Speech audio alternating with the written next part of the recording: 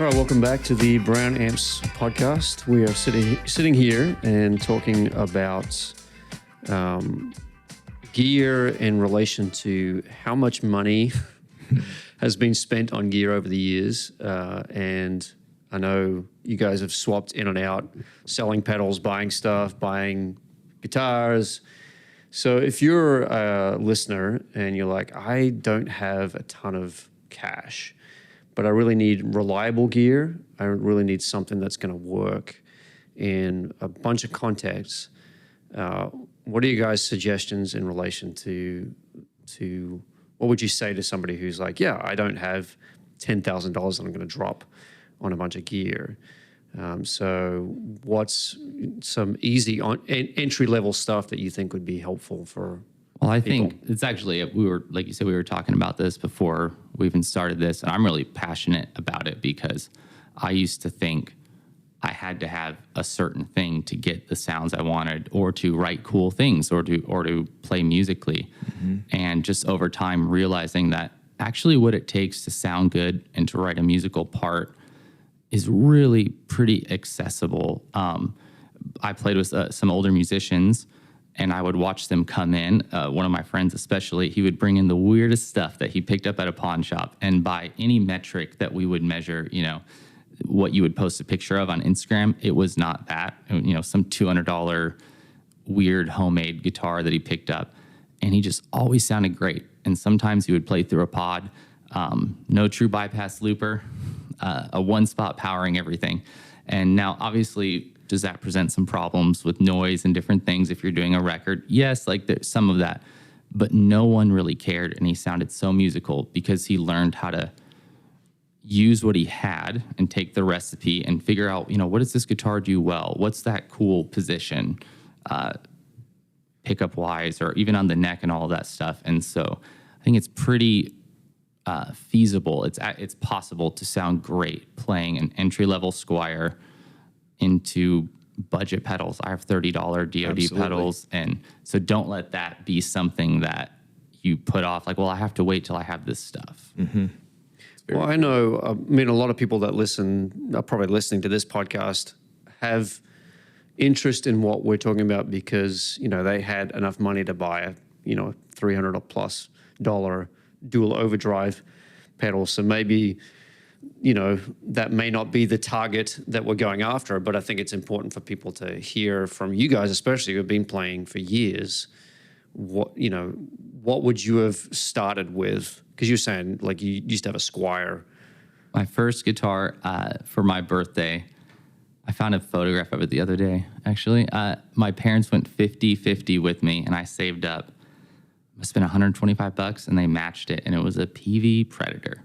Mm-hmm. And I actually want to kick the guy at the music store because I wanted to get this other guitar. I forget what it was. I think it was a one humbucker Fender. It was used, so they probably weren't making commission on it.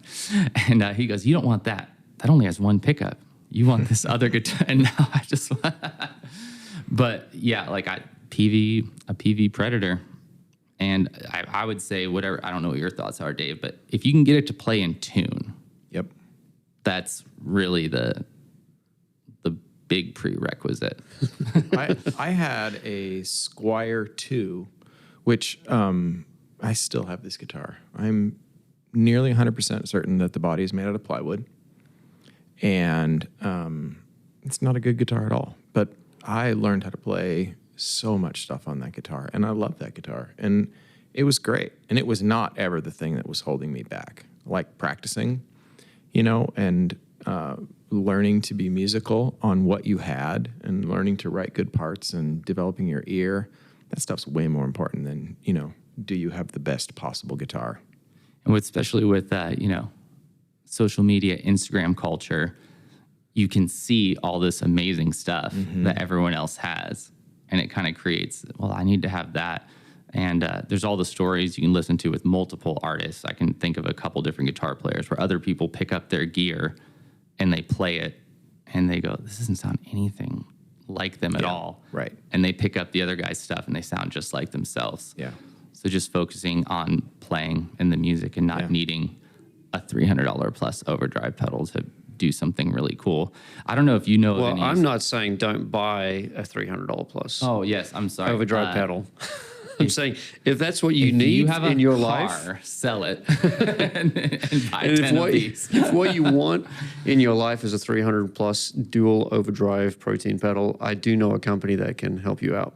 And it's a good pedal. That's true. It's a great pedal. It's a great vibey. pedal. But if you have a Squier Telecaster or Stratocaster, and put some good pickups in it, and go for it. You don't need a $3,000 guitar to write great parts, to play beautiful music. And there's a lot of people that make really great music on budget instruments. And I think the big thing would be like, play what you have and practice and learn to get what's in your head out of your hands and focus on the tone that's coming from your fingers, because that's a huge part of it.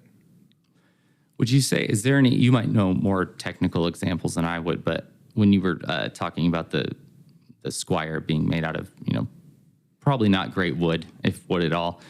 And I have what is that, a 61 Dano Pro, I think, and that is plastic or whatever you would call it. Masonite.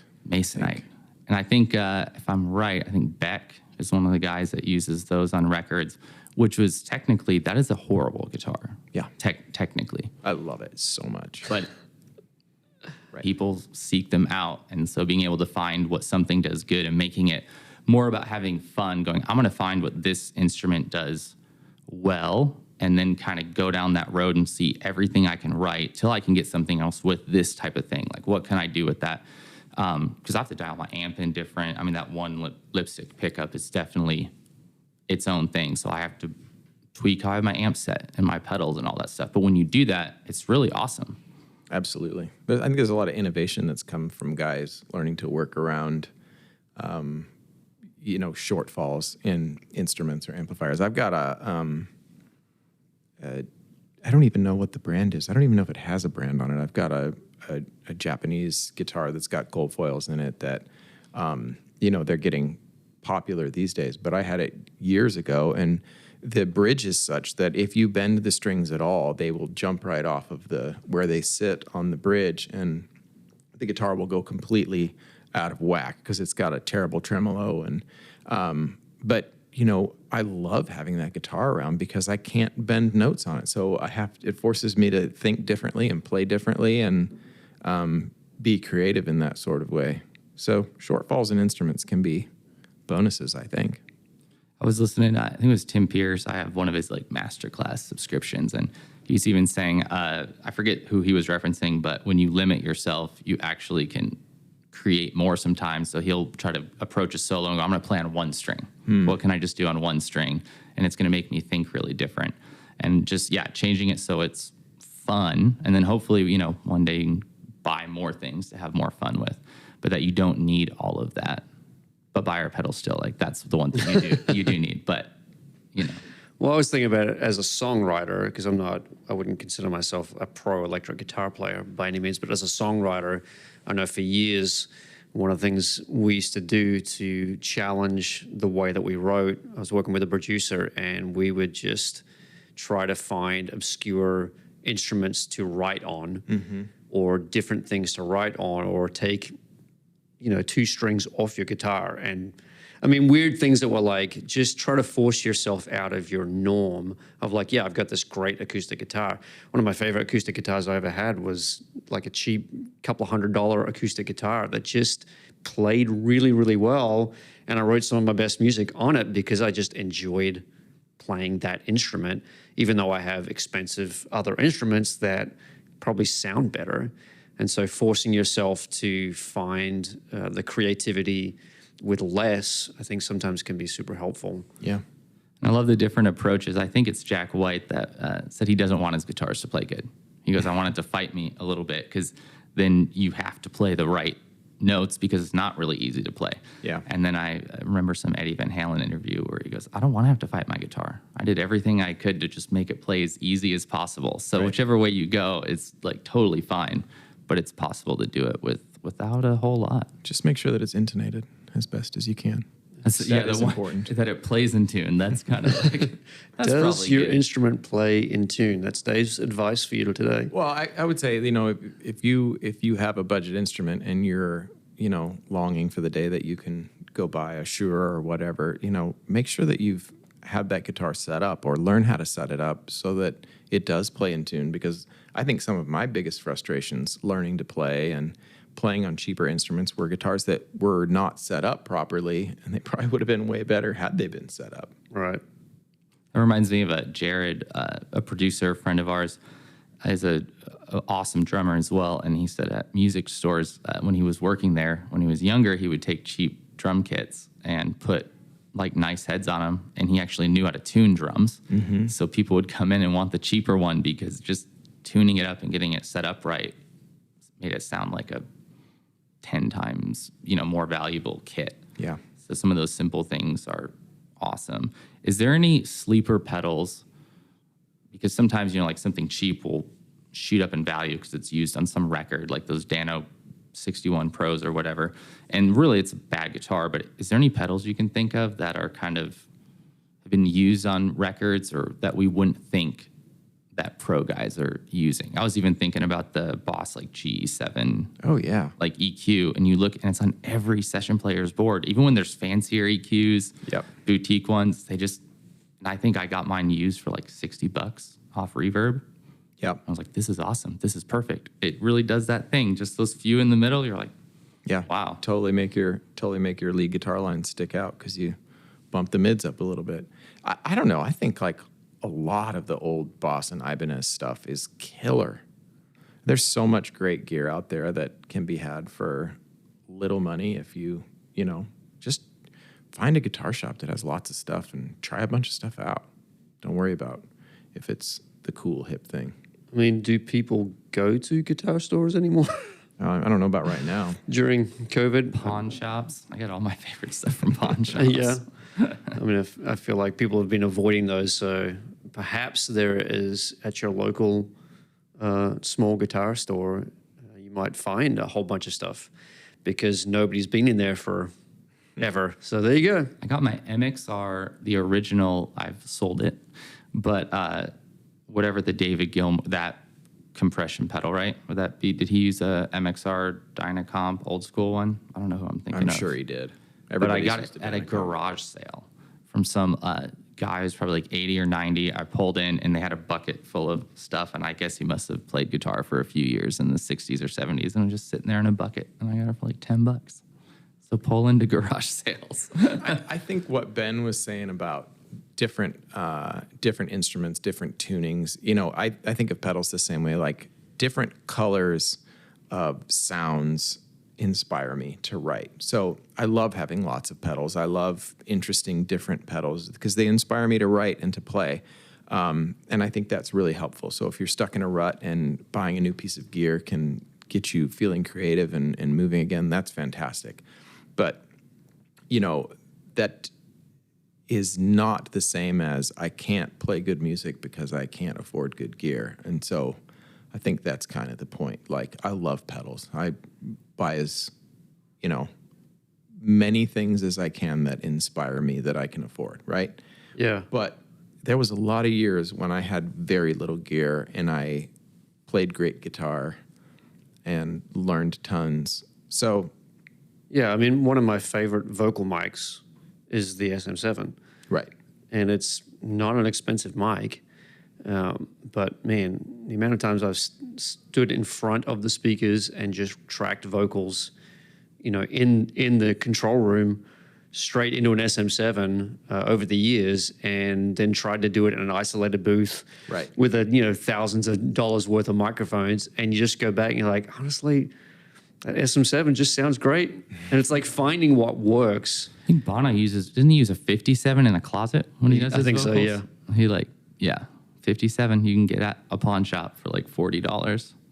But the worst thing is when I realized, because you always have things you tell yourself, that I wouldn't sound like the guitar players I loved because I had their gear. Because you always tell you're like, well, yeah, I don't sound as great as that person, but I don't have the stuff. And then you get enough money to buy all the stuff, and you go, oh man, I actually have their signal chain for this. And then you play and you still sound like you. So if you don't sound like somebody you like, Super it's depressing. Yeah, it's kind of depressing. But then you learn and move on and you go, okay, I have to play better, practice more, and worry about gear less. So would your advice to people be that you probably should practice? Is that some good advice? I don't want to be controversial here. But, learning your instrument is probably top of the list before buying a whole bunch of gear. I know, but it's hard because it's like Again, I'm not when saying you feel bad and someone's like, well, it's because you don't sleep and you eat McDonald's 3 meals a day and you have 5 energy drinks. I'm like, yeah, don't tell me to live healthier. Like, tell me what to do to feel better right now. Like, that's what this is gear. Like, yes, we all know. But I drank the energy drink. I should feel better. Should have energy. I cut down to 2 Big Macs a day, 3 Red Bulls. I don't know why I feel like this. My favorite meal with my kids is to get the double cheeseburger meal from McDonald's, which ironically is not cheap anymore. It used to be like I could take my kids, go to McDonald's, do it for like $15. It's a cheap meal. You feel terrible afterwards and realize there's no nutritional value But at least it was cheap. So you're like, well, we saved money and it was fun. Now, last time I pulled through, I actually was shocked. I was like, wow, this is like, how much did I just spend? The whole point was to not spend this much money and have a cheap thrill, and it did not happen. No, and the after effects the day after, that's when you're like, oh, maybe I shouldn't Shame. do that in future. And yet, a week later, I'm driving past that McDonald's and got my kids in the car, and I'm like, you know what? You know what we should do? Because guitar players are just people that stay in childhood because we like cool sounds, cool looking pedals. But then you start to realize how much of it comes down to all the really seemingly boring things. How hard am I pressing? All these things that aren't fun to talk about. It's more fun to talk about cool pedals. But yeah, you don't need all of them.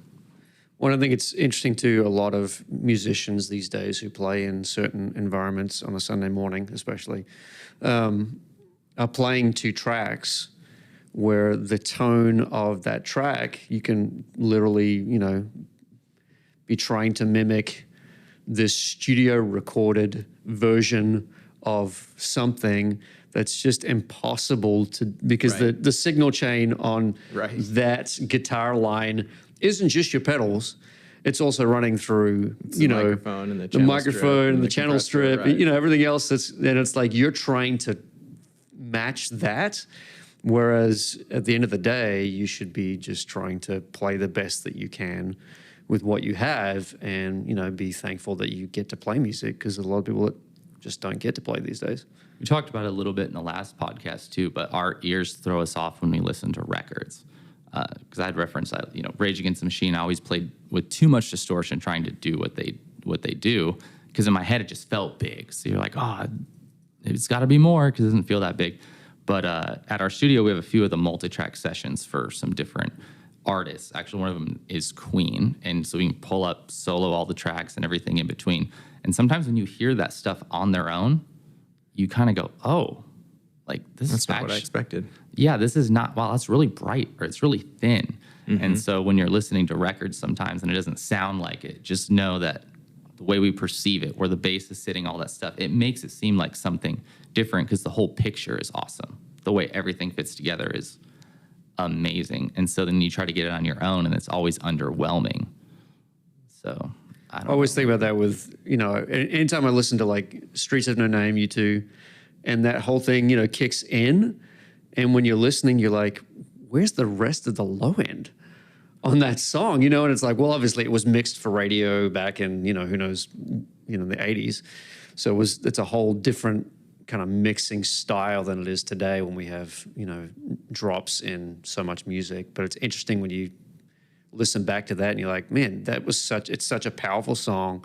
It's such an impact on so many players. And yet when you listen to it, you're kind of like, oh, that's not what I expected. Well, the emotion of it is huge. And it almost makes the track sonically feel bigger. Too, you know what I mean? Like, it's such a great song. And we went and saw them live. And I remember when he did the intro to that, I think I put my fingers in my ears for a second, and then I was like, no, I'm just going to let them bleed because I'm here at U2, so it's great. But it was so bright. Like, that guitar tone was so bright. If it wasn't the Edge, I would have thought, why is this guy dialing in his guitar so bright? And it was beautiful. And I just, let the marvelousness wash over me. But it's not what I would have thought. If that would have been my tone, I would have been like, I don't know, man. Does it seem bright to you? But it was so perfect. Yeah. It's very interesting, the difference between a guitar sound that you would dial in playing on your own versus the guitar sound that you would dial in playing with a band. And that's really important to remember. I remember, playing with bass players when I first started playing music with other people, and them being like, turn the bass down on your amp, because you're literally getting in their sonic space. Yeah.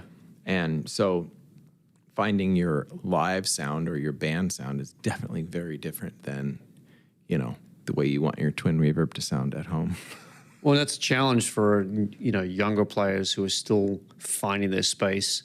And I think, again, going back to kind of tracks and playing with tracks, it can be deceiving because playing in a band, I remember, touring in 1997 and 98 and with a band in Australia, and, we were terrible. I mean, the music was not great, but man, just playing with a band created such a dynamic that I think is lost when you're just trying to play parts for, whatever you're currently doing.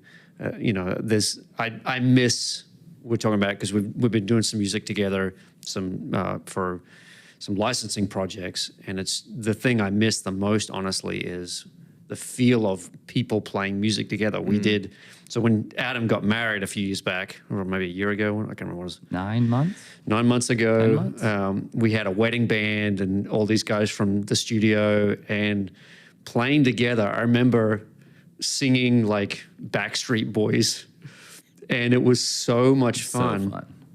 Because of the band dynamic, not because the songs were anything, but the band dynamic was so interesting. And that reminder of, like, when you play music, it's so different playing by yourself than when it is when you're playing in an environment. And remembering that your gear, because we're talking about what kind of gear matters, that your gear is less important as it is your ability to function in a musical environment. And it's interesting because it's so what we have to deal with social media culture, because records now sound so good. They sound so much better than they did, however far you want to go back, even the 90s and early 2000s, that the disparity between, is that the word? Disparity? It's not a word. Disparity. Disparity. There it is. No college education.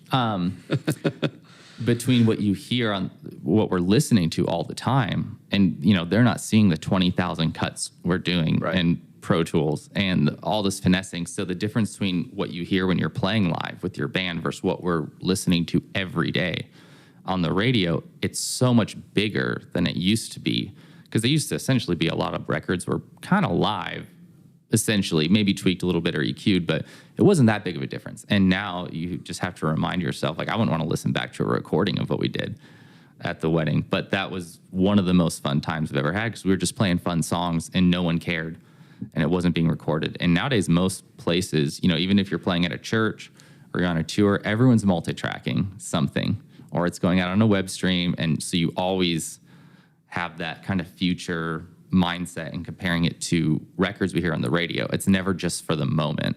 Or back in the day, nobody was recording, unless your mom was there with a VHS camera, nobody was recording your show. So you could kind of be in the moment as a band. Yeah. And you didn't have to look at the Instagram perfect filtered face and compare it to myself at 6 a.m. in the morning, So what you're saying is get together with people and start a band? Yeah. What did Dave Grohl say? He's like, you have to go in your garage and suck for 3 years. Yeah. That's how we, you just go be bad and play music with people. Yeah, and worry less about what's on your pedal board and more about, well, not worry about it, but be more intentional about learning to play with people and play the instrument that you have. I remember listening back to Alanis Morissette's We were doing that in the studio with Jared when we pulled Alanis that up. Morissette's record, and it was such a brilliant record at the time, and it was I mean, just so game changing for the industry. But go back and listen to her vocals and how pitchy she is. Right. And it's beautiful, but Not this perfect. but it was not perfect. But it was back when people, we didn't have everybody playing or, recording through auto-tune in the way that we have it today. And you go back and you listen to those records and you're like, oh man, there was so much feel and so much emotion that I feel like over the years is being missed because there's such a perfectionism about music now that reduces its musicality because we're trying to make it perfect, not trying to make it feel as good as possible. Yeah, you lose a lot of soul when you play it enough times to play it perfect, and your goal is to play it perfect, not to really feel it. Yeah. Well, and I was, it's when we say bad, I always clarify. Sometimes I say bad because I mean technically bad, mathematically bad. Like you were saying, she's off pitch. But if the point of music or art is to get an emotion across, sometimes those rubs, those slightly out of tune guitars, it adds. There's a Daniel Lanois song, "Shine," and he's playing the melody. I think it's either on a bass or on the low string of the guitar, and he's playing the intro melody. It is out of tune. I mean, it's not like a chorus pedal. It's just out, and it's so perfect. Yeah. It gets the feeling across. And I think that's, at the end of the day, it's a constant reminder of going, do you need thousands of dollars worth of pedals on your pedal board? Well, yes. We want you to have those because I do. We want to feed our families. No. And it's great, but at the end of the day, the goal isn't how much money you've spent on your instrumentation. The goal is, I've said this before, maybe, or unless it wasn't a podcast that we didn't use. It's not what it looks like on the outside. It's how do you feel about it? Are you enjoying what you're doing? Well, and it's hard. It's always hard to get perspective. When I first started mixing, I remember Jared would say, "You've been mixing for 2 hours. You need to stop. I appreciate that you're working so hard at it, but you're losing perspective of the song." And they say that's even why we don't like ourselves in photos, because we see ourselves in the mirror and it's inverted. And when we see ourselves in a photo, it kind of just strikes us as off, and everyone else goes, "You look fine. You look awesome. You look great." And even with our playing, That's what you look like. That's what you look like. No. Which, then you have to take a minute and go in a closet and cry a little bit. But it's so easy to love the vibe and other people's stuff, and then you overanalyze yourself to the point that you kind of take all that really fun personality out of your own playing. And I don't know what you think about this, Dave, but I feel like I've spent a lot of money on gear, even the loopers, having you wire up pedal boards, having other guys wire up pedal boards. Not even for me, because in the studio, we're swapping out pedals. I feel like I actually need less really expensive cabling and stuff in the studio because you're just swapping stuff out. But it's more just so that you can be consistent for an artist you're playing for, because you don't want your stuff to go out. And you want to be bulletproof. Yeah. You want to be bulletproof. But that's where a lot of the money, to me, is spent. But when I'm just practicing or writing in the studio, just a couple pedals on the floor, and sometimes I'll go direct into an interface. And I do love having something set up that's dialed, because I don't tend to have tons of time to play music these days. So when I do find an hour to go play, I want to be able to just turn stuff on and go. And when I don't have stuff hooked up, I find myself playing less than when I've got everything set up and ready to go. Yeah. But I think the point is, don't be held back by the limitations that you have gear-wise, because you can make great music with almost anything. Yeah. Yeah. And leave a guitar on your couch. When I started doing that, I practiced so much more. That's awesome. Well, because it was what you were saying. If I had to go get my guitar out of my Jeep or go, wherever, because in the studio, Adam doesn't leave a guitar in his Jeep just for what it's worth. I do not. There's nothing in there Ever. except for a security system. But when it was just sitting on my couch, I was like, I come home from the studio, might not even have to play guitar all day, but you just sit down on the couch for a minute, and it was just right there. Yeah. Make it easy for yourself. Yeah, I did the same thing. I put my acoustic guitar in my living room. And I got 3 kids, and that can be, but I play it more if I see it, and it becomes more enjoyable as opposed to, I have a old beat up piano that sits in my garage because we couldn't get it in the house. But I didn't care. At our old house, we had it in the house, and it was out of tune most of the time and beat up. But I would play all the time because it was just there to sit down and play. Yeah. And so I think that's, the enjoyment of it, it doesn't matter. It's not a $20,000 piano. It was a $150, find. And I loved playing it, and I still love playing it. And so I'll just go play it in the garage now. But it would be much easier if it was in the living room. Obviously. I know, those are like the things I wish someone would have told me, like life hacks earlier. It's all the silly stuff, like leave a guitar on the couch and you'll practice more.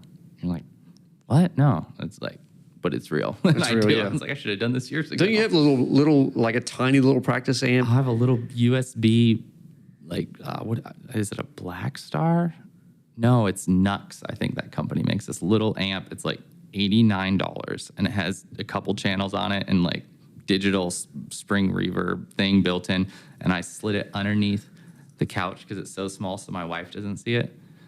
And I just leave it on all the time because it's USB powered, plugged under there. And I have a little cable that just below the couch cushions, and my guitar sits there. So if she's not there, just like click.